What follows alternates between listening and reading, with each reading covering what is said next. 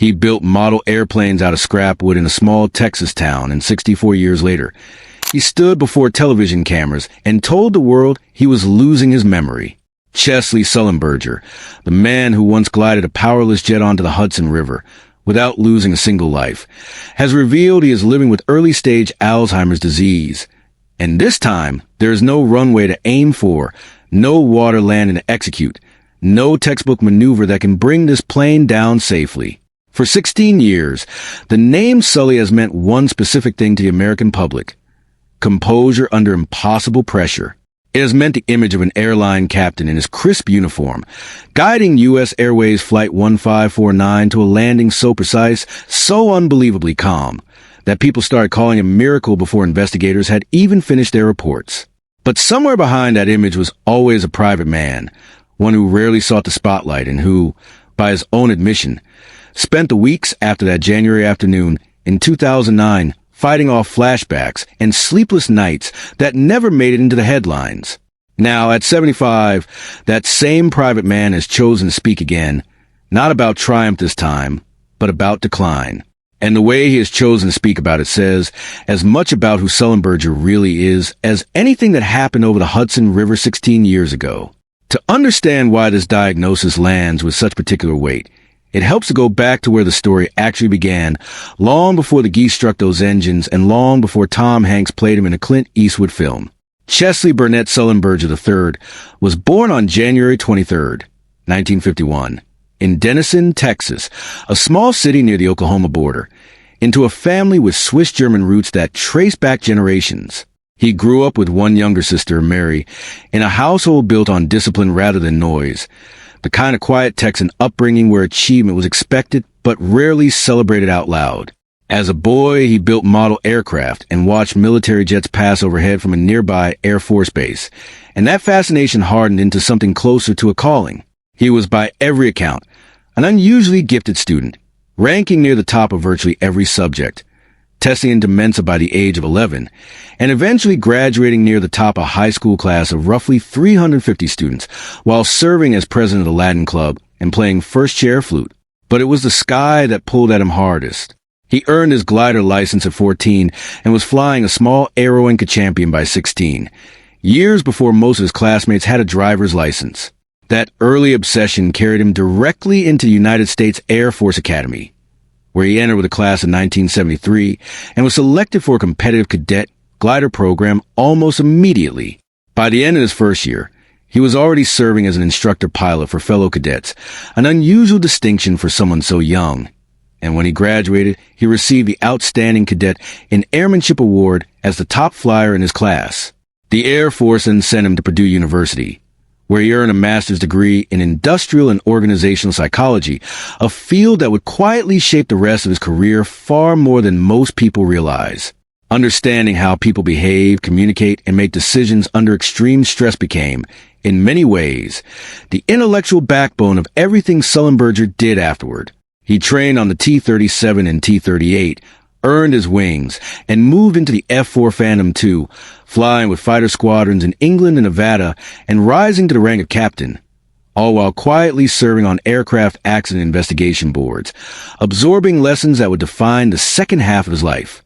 By 1980, he had left active military service and moved into commercial aviation, eventually settling with U.S. Airways and its predecessor carriers, where he would log tens of thousands of flight hours over 3 decades.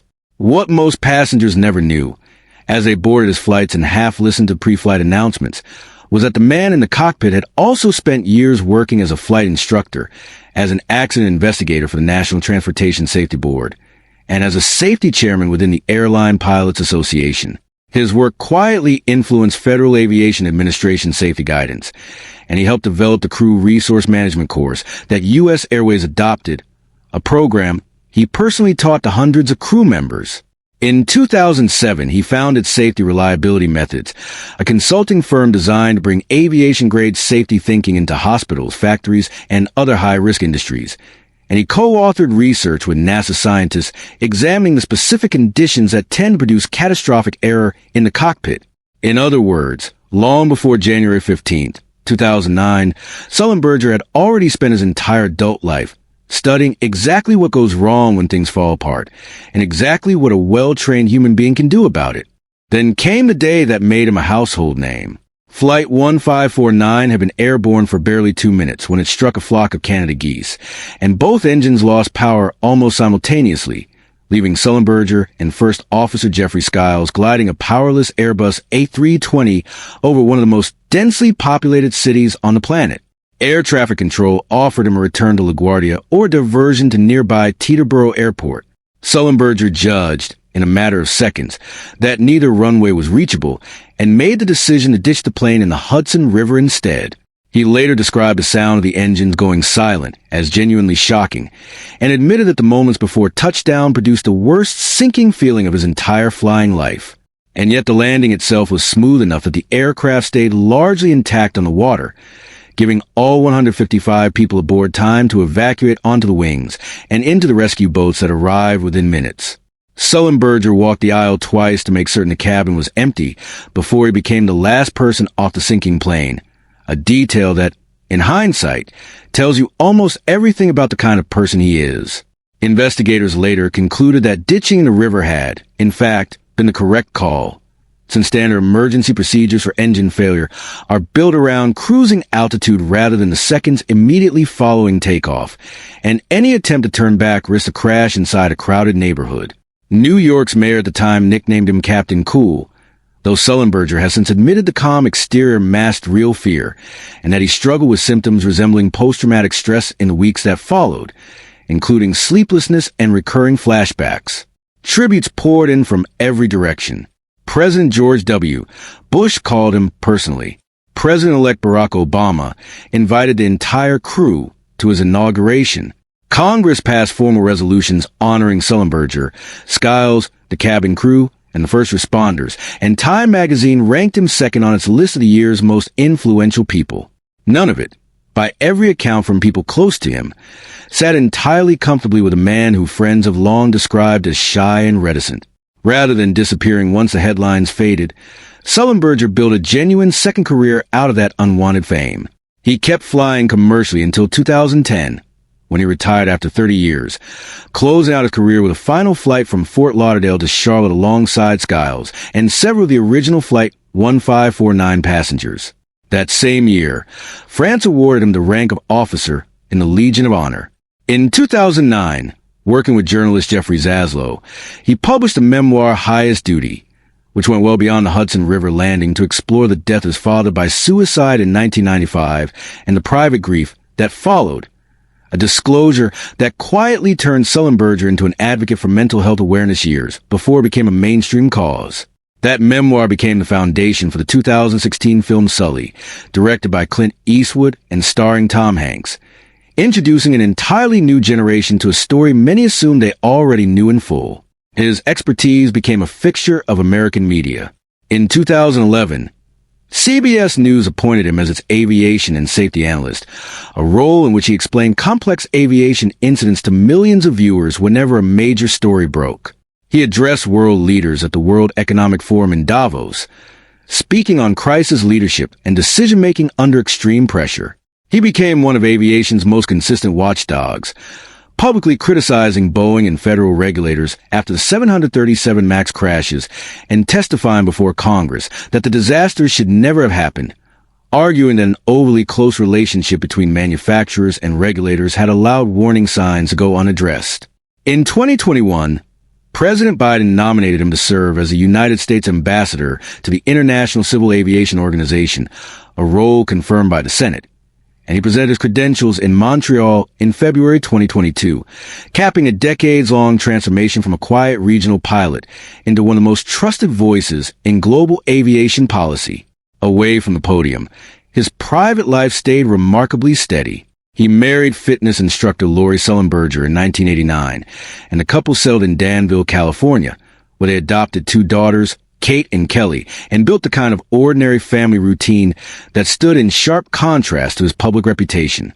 Friends have long described that contrast as central to who he really is, a man capable of extraordinary composure in a crisis, who nonetheless spent most evenings focused on homework, dinner, and the small rituals of raising 2 kids in the suburbs. Which brings us to this week, and to the news that has quietly reframed how the public will remember his final chapter. In a personal statement shared with several outlets, Sullenberger explained that he was diagnosed with early-stage Alzheimer's disease in August of last year after noticing subtle shifts in his own memory, including trouble recalling names, repeating stories he had already told, and disrupted sleep. He described himself as being at the very beginning of what he called a long journey, choosing deliberately plain language over anything dramatic, much the same way he once described the technical details of a water landing rather than dressing it up for effect. He explained that he was working closely with Dr. Gil Rabinavasai at the UCSF Memory and Aging Center in San Francisco, one of the country's leading research institutions for neurodegenerative disease, and that the diagnosis has pushed him to think differently about what it means to keep serving others. He said that for years, whenever people asked him about the outcome of Flight 1549, he liked to say that courage can be contagious, and that the same idea, he believes, now applies to facing this disease openly rather than in private. He framed the decision to speak publicly as an attempt to spare other families the isolation that so often accompanies an Alzheimer's diagnosis, describing himself as now part of a much larger community, moving forward together. His wife, Lorrie, offered her own reflection, describing him as the same steady presence he has always been, both before and after the Hudson landing, and now again after this new challenge. She said that steadiness continues to guide the family as they adjust to what lies ahead, and that although the future remains uncertain, they intend to keep living fully and finding joy in ordinary moments. It is worth being honest about what that uncertainty actually means. Medical experts are clear that there is currently no cure for Alzheimer's disease, and that symptoms typically progress over time, even when they begin mildly, though improved detection tools and newer treatments have given many recently diagnosed patients more options than were available even a decade ago. There is no version of the story that ends the way the Hudson River did, with everyone accounted for and the danger fully behind them. This is a different kind of emergency, one that cannot be solved through training, instinct, or split-second judgment, and Sullenberger, more than almost anyone, understands that distinction better than the public watching him now. What stands out to people who have followed his career for years is that this is far from the first time he has chosen transparency over comfort. He was candid, years earlier, about struggling with symptoms resembling post-traumatic stress after the Hudson landing, and about the grief that followed his father's death, disclosures that help normalize conversations many public figures still quietly avoid. Alzheimer's disease affects millions of families across the country, often in silence, and public figures who speak openly about an early diagnosis tend to have an outsized effect on pushing condition out of the shadows and into ordinary conversation. Sullenberger's decision to name his physician publicly and to describe his own symptoms in plain, specific terms reflects the same trust in expertise and clarity that guided him through decades of technical safety work. His statement made clear that he does not view the diagnosis as a reason to withdraw from public life, but rather as a new chapter in which the same discipline that once defined his flying career can now support his family and his community through what is openly called a long and uncertain road.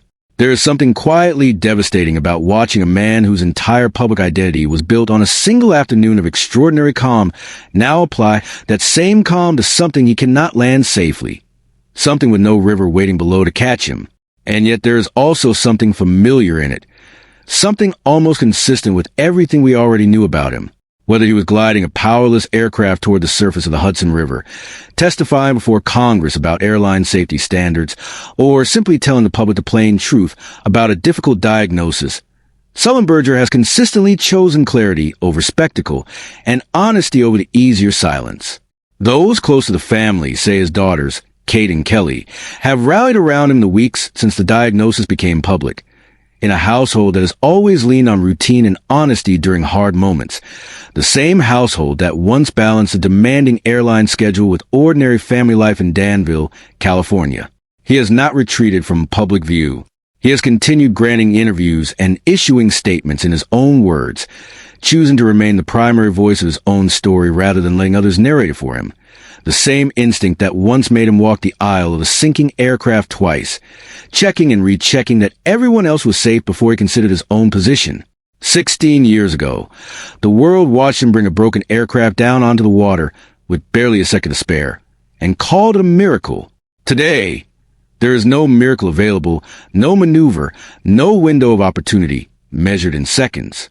There is only a man in his mid-70s, sitting with his wife and daughters in the same steady household they built together, choosing once again to walk toward a difficult moment in full view rather than away from it, trusting, as he always has, that honesty will help someone else out there feel a little less alone.